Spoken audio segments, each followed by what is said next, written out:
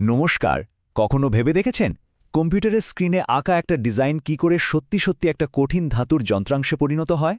আজ আমরা ঠিক সেই অসাধারণ জার্নিটাই দেখব, কিভাবে একটা ডিজিটাল পিক্সেল থেকে একটা আসল পিস্টন তৈরি হয়। চলুন শুরু করা যাক। এই যে স্ক্রিনে একটা জটিল ইঞ্জিনের পার্টস দেখছেন, এটা তো কম্পিউটারে বানানো একটা 3D মডেল। কিন্তু আসল প্রশ্নটা হলো, এই নিখুঁত ডিজিটাল ডিজাইনটা কিভাবে একটা ফ্যাক্টরির মেশিনে হুবহু তৈরি করা সম্ভব হয়? কি সেই প্রযুক্তি যা এই দুটো আলাদা দুনিয়ার মধ্যে একটা সেতু তৈরি করে?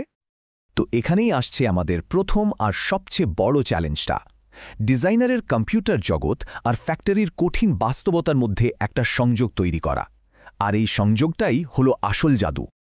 একবার ভাবুন তো, আগের দিনে কি হতো? সবকিছু হাতে করতে হতো।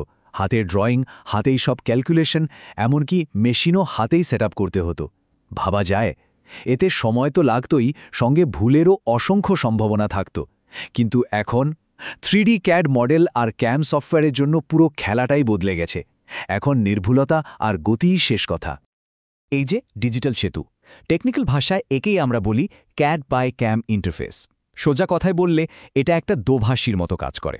এটা ডিজাইন ফাইলটাকে মেশিনের ভাষায় অনুবাদ করে দেয়, যাতে মেশিনটা পরিষ্কার বুঝতে পারে ওকে ঠিক কি বানাতে হবে। তাহলে কি মনে হচ্ছে একটা ডিজাইন ফাইল থাকলেই কেল্লাফতে? মেশিনকে শুধু ডিজাইনটা ধরিয়ে দিলেই কি ও বুঝে যাবে যে ঠিক কিভাবে কাজটা করতে হবে? না, ব্যাপারটা এতটাও সোজা নয়। আর এখানেই আসছে আমাদের দ্বিতীয় চ্যালেঞ্জ। একটা ডিজাইন তো শুধু বলে যে কি বানাতে হবে, কিন্তু কিভাবে বানাতে হবে সেই আসল কথাটা তো বলাই হলো না। ব্যাপারটা অনেকটা এরকম, ধরুন কোনো সেরা শেফকে একটা দারুণ দেখতে বিরিয়ানির ছবি দিয়ে বলা হলো এটা বানান, কিন্তু কোনো রেসিপি দেওয়া হলো না।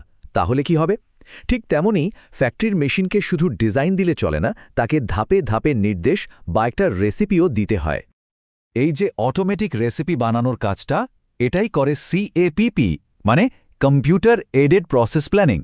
CAPPকে বলা যেতে পারে আমাদের ইন্ডাস্ট্রির মাস্টার শেফ, যে ডিজাইনটা দেখেই পুরো প্রোডাকশনের একটা নিখুঁত রেসিপি তৈরি করে দেয়।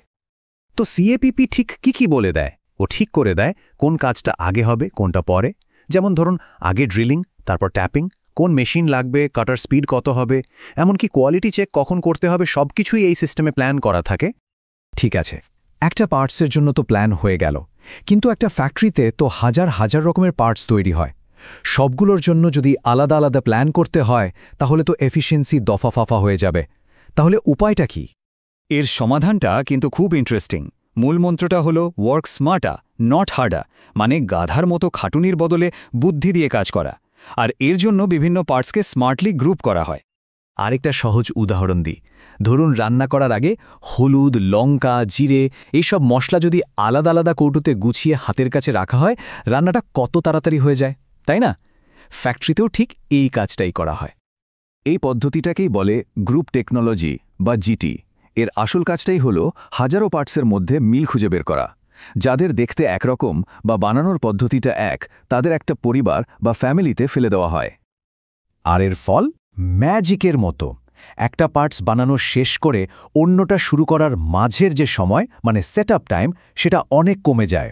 প্রোডাকশন স্পিড বেড়ে যায়। আর যেহেতু একই প্রসেস বারবার করা হয়, ভুলও কম হয়, মানে কোয়ালিটি আরও ভালো হয়। বেশ, পার্টসের প্ল্যান হলো, তাদের গ্রুপও বানানো হলো, কিন্তু এই যে এতগুলো ছোট ছোট দল কাজ করছে, পুরো ফ্যাক্টরির এই বিশাল অর্কেস্ট্রাটাকে একসাথে পরিচালনা করবে কে? কে নিশ্চিত করবে যে সবকিছু ঠিক সময়ে হচ্ছে? আর এখানেই আসছে আমাদের ফাইনাল কনসেপ্ট। পুরো ফ্যাক্টরিটা যদি একটা বিশাল অর্কেস্ট্রা হয়, তাহলে তার একজন কন্ডাক্টর তো লাগবেই, তাই না? এই কন্ডাক্টরের নামই হলো প্রোডাকশন প্ল্যানিং অ্যান্ড কন্ট্রোল, বা সংক্ষেপে PPC। এই PPC সিস্টেমটা মূলত 4টে ধাপে কাজ করে। সবার আগে মাস্টার শিডিউল ঠিক করে যে কবে কি বানাতে হবে। তারপর সেই অনুযায়ী কাঁচামাল বা ম্যাটেরিয়াল অর্ডার করা হয়। এরপর চেক করা হয় যে কাজটা করার জন্য যথেষ্ট মেশিন আর লোক আছে কিনা।